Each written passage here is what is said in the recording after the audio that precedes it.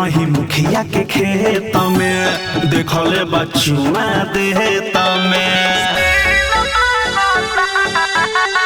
गोइल रही मुखिया के खेत में देखले बचुआ देत में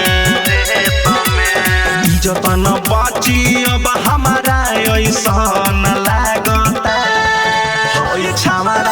होई छावड़ा बना के दिल हमसे बिल मांगता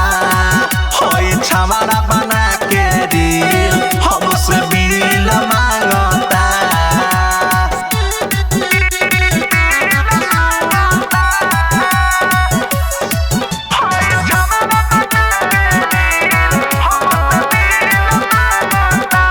पहले बावे के छाल हो कहता कि कदम वायरल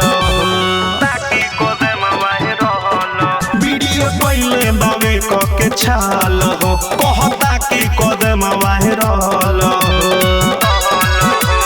हद पार कइले बसाई त सीमा लांघता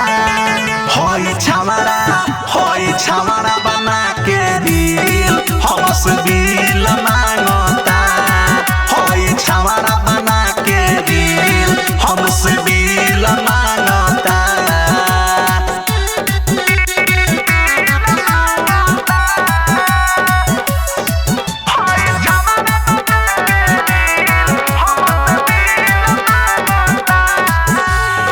एको डिमांड बस सबका से हटके खाली है दिमाग में खटके एको डिमांड बस सबका से हटके खाली है दिमाग में खटके इसी पारा भात मन जैसा